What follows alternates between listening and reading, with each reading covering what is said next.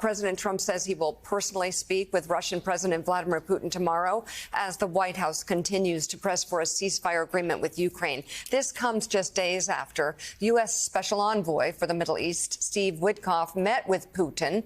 Witkoff says the two sides made progress on finding a deal. Let's bring in NBC News Chief International Correspondent Keir Simmons, who joins us live from the Kursk region of Russia. Keir, what is the latest there? What can you tell us? Mika, well, we just arrived in the Kursk region. This is the town of Rylsk, and it has been impacted. It's a frontline town. It has been impacted. Behind me there, the building that you see burnt out, locals say, was hit in December. If I just walk you around a little bit, you'll be able to see that it apparently, according to locals, blew the front of this building out. So that was quite a strike.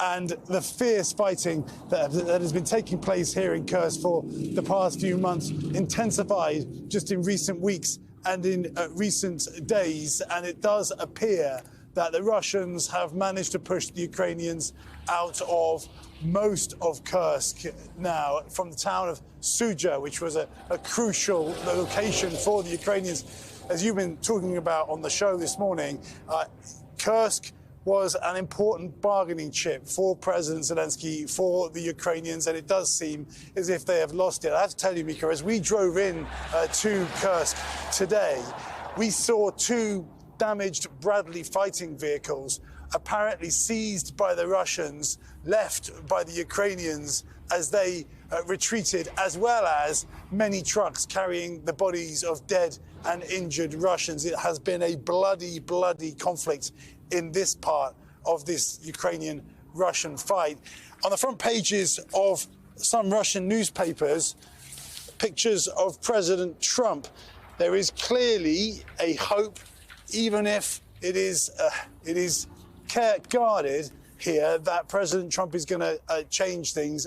We heard from President Trump, as you mentioned last night, saying that he will talk to President Putin tomorrow.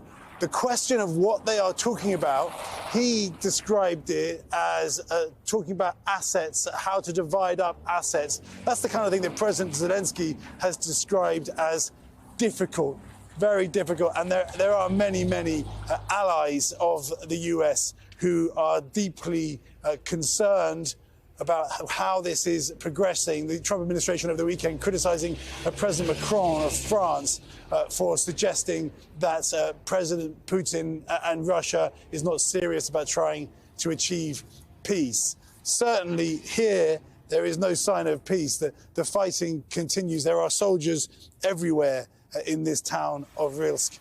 And it's very clear that this offensive by the Russians, albeit perhaps achieving its goals, continues.